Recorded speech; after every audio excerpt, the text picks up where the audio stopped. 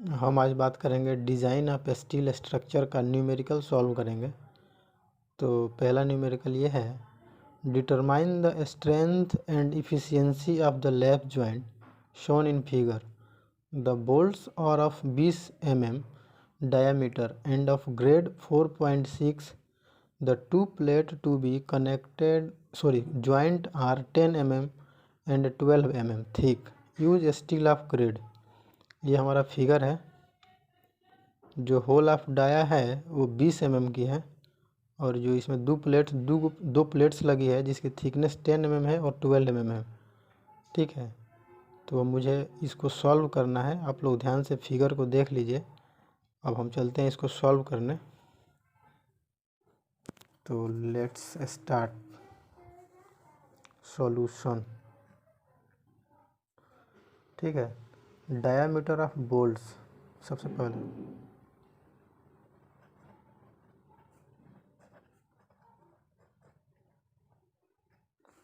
D, यानी कि D क्या है, डी कितना है, तो डी मेरा 20 mm है। एक गिवन डेटा है। सबसे पहले हम गिवन डेटा ही तो करते हैं। 20 mm है। ठीक है, और देखिए क्या क्या इसमें दिया है। Are of 20 joints 10 mm। ठीक है, थिकनेस जो है गॉजेट प्लेट की थिकनेस वो दिया है आपका 10 mm एंड 12 mm। ठीक है, तो हमें इसमें फाइंड करना है, find strength and efficiency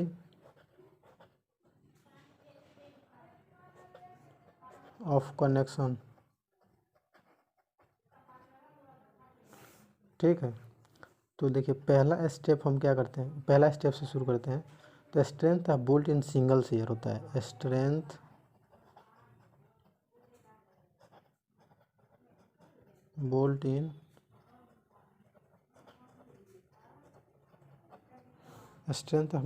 single shear. तो इसका फॉर्मूला होता है VNSB is equal to ANB और FUB अपॉन √3 गामा MB, यही होता है। अब देखिए इसका जो वैल्यू होता है ANB इक्वल टू होगा 0.78 इंटू π/4 इंटू D²।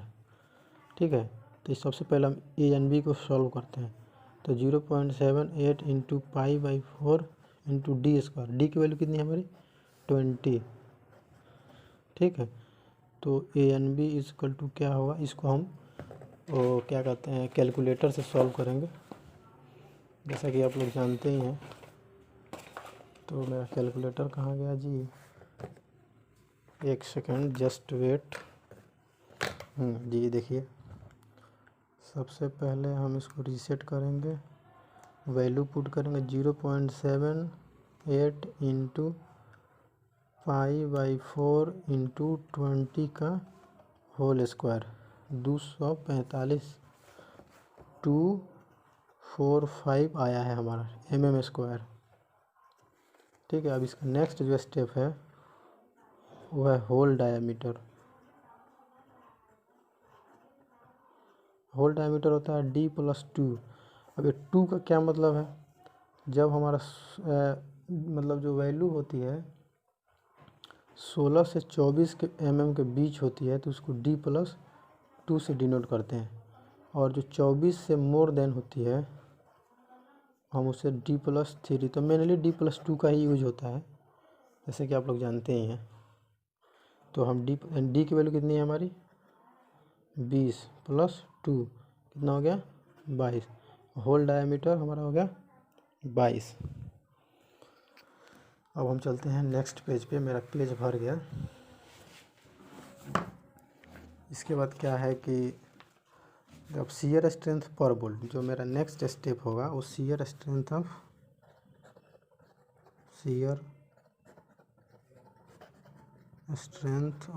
पर बोल्ट,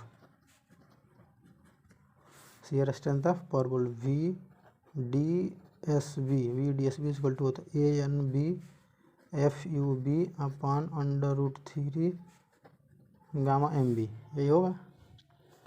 तो v d s b equal to e n b की वैल्यू कितना आई थी 245 इंटू एफ यू बी की वैल्यू हमेशा होती है 400। इस देखिए यहाँ आप लोग देख लीजिए, लिख देता हूँ गिवन डेटा में एफ यू बी की वैल्यू हमेशा 400 होती है और एफ यू की वैल्यू हमेशा 410 होती है और गामा एम वन की वैल्यू हमेशा 1.25 होती है। ठीक है, देख लीजिए यहाँ पे। चलते हैं यहाँ पे, कहाँ थे हम, v d s p equal to 245 into 400 upon √3 into 1.25 होगा।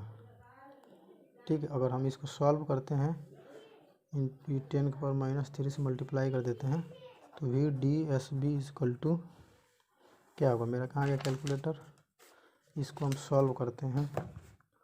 तो देखिए पहले तो जो है 400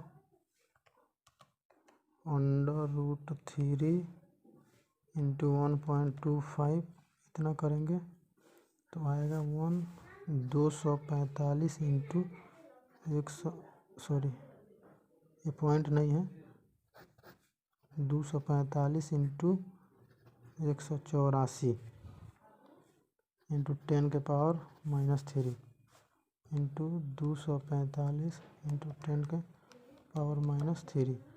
45.26, ये आएगा 45.26। तो वी डी एस बी की वैल्यू जो है 45.26 आएगी किलो न्यूटन में। ठीक है, अब नेक्स्ट जो स्टेप होगा वो होगा strength of joint per pitch length. Strength of joint per pitch length, तो वो होता है 2 into v d s b, तो 2 इंटू 45.26 किलो न्यूटन, तो ये होगा 90.52 किलो न्यूटन, यही होगा।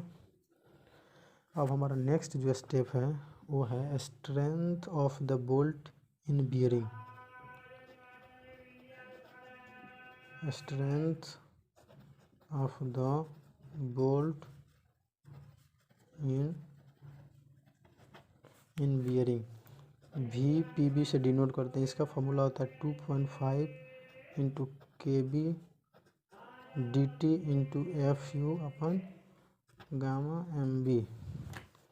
तो इसमें जो के बी की वैल्यू हम पहले निकालते हैं, के बी इक्वल टू होगा E/3 D naught comma P/3 D naught minus 0.25 F you B upon F U comma 1।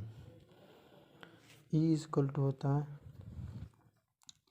2.5 into D. ठीक है, नहीं मतलब एज डिस्टेंस, ये सॉरी 1.5 इंटू डी नॉट होगा, ये edge distance equal to edge distance. ठीक है, तो E equal to 1.5 into D naught. तो डी नॉट की वैल्यू कितनी आई थी हमारी, कहाँ गया 22 आई थी। तो इसको मल्टीप्लाई करोगे तो 33 आएगी शायद, हाँ 33 ही आएगा। तो हम चलते हैं नेक्स्ट पेज पे, तो यहीं पे थोड़ा सॉल्व कर लेते हैं। एक वाला देखिए, यहाँ से यहाँ देख लीजिए 33 आया है, ये ई की वैल्यू। तो यहाँ पे जो है इसमें ई की जगह पे 33 पुट कर देंगे और अपन 3 into D not 22।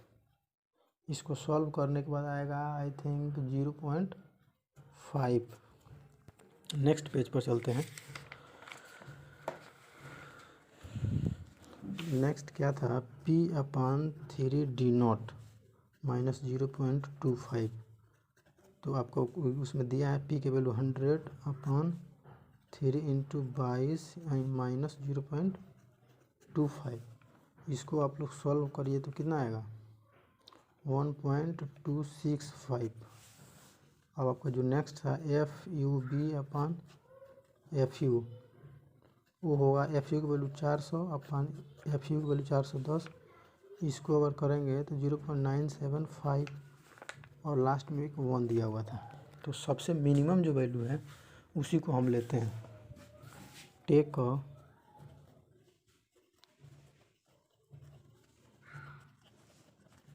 Minimum value, तो मिनिमम वैल्यू कितना है यहाँ देख लेते हैं कितना आया था, 0.5। तो 0.5 ही लेंगे हम, ठीक है। KB की वैल्यू KB इजकल टू हो जाएगा 0.5, ठीक।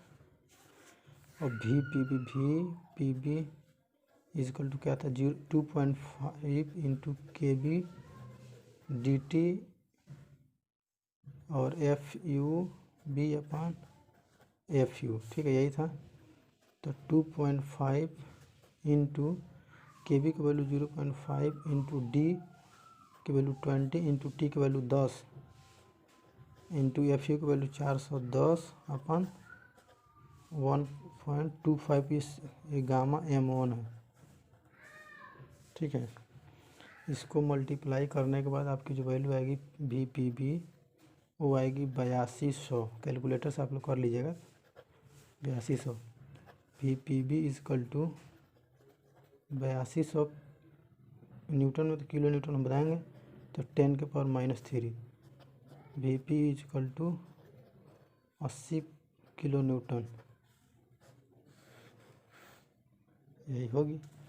अब देखिए इसको जो नेक्स्ट स्टेप है वहाँ हम चलते हैं। तो strength of the joint per pitch length in bearing, strength of the joint पर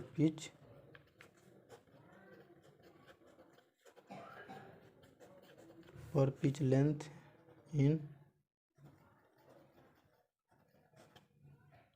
लेंथ इन बियरिंग, तो कितना था, तो 2 into VPB 2 into 80 kilo Newton था, ये हो जाएगा 160 किलो न्यूटन, यही ना होगा। अब जो नेक्स्ट स्टेप है, यहाँ तो जगह कम है, चलिए आगे करते हैं। यहाँ ये नेट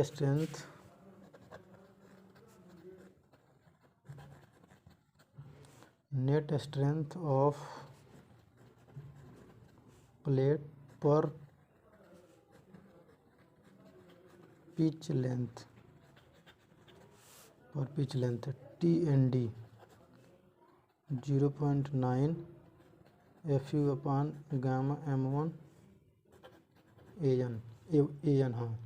तो 0.9 FU gamma M1 P minus DN into T। तो वैल्यू पुट करेंगे 0.9 इंटू 410 1.25, P की वैल्यू 100 माइनस 22 और T की वैल्यू इंटू 10। इसको पुट करेंगे तो आएगा 230 किलो न्यूटन, ठीक है। अब लास्ट जो स्टेप है, strength of solid plate, strength of solid plate per pitch length, ठीक है।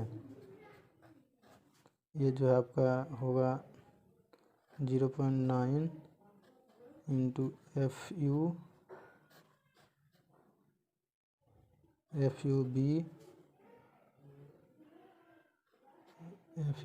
इंटू P इंटू कितना है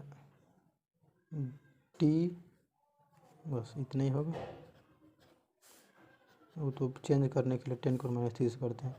0.9 इंटू 410 और जो इसमें FU नहीं है, ये गामा M1, बार बार मैं भूल जा रहा हूँ, ये गामा M1 की M1 होगी। तो 1.25 इंटू 100 इंटू 10 इंटू 10 के पावर -3। इसको कैलकुलेट करिए आप लोग, 295.2 किलो यही तो आ रहा है। अब आपका लास्ट, हम लोग लास्ट स्टेप पे जा रहे हैं। लास्ट स्टेप आपका ये पूछा था efficiency of joint. Efficiency of joint, efficiency of joint का क्या होता है? Strength of joint per pitch length,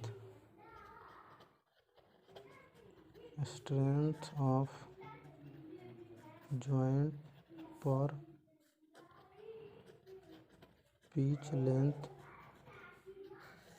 upon strength of solid, strength solid plate per pitch length, पर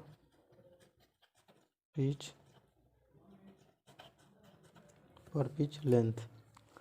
तो आप देखिए कि स्ट्रेंथ ऑफ जॉइंट्स कितना आया था, यहाँ देख लेते हैं। नेक्स्ट पिछले क्वेश्चन लगाए थे हम लोग। स्ट्रेंथ ऑफ क्या हो गया, ये रहा। Strength of joint per pitch length 90.52, तो 90.52 अपन strength of solid plate per pitch length 295.2। ठीक है। इफिशियंसी का मतलब परसेंटेज निकालना होता है, तो इंटू 100 से पूरा मल्टीप्लाई कर देंगे। तो इसको सॉल्व करने के बाद कितना आएगा, 30.66%। यही आपका फाइनल आंसर होगा।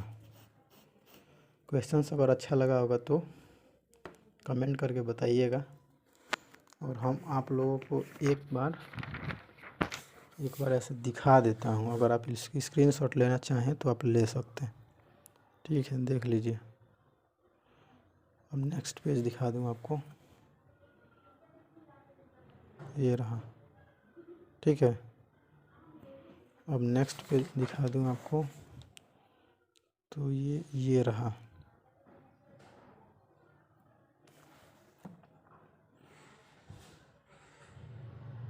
ठीक है, थैंक यू।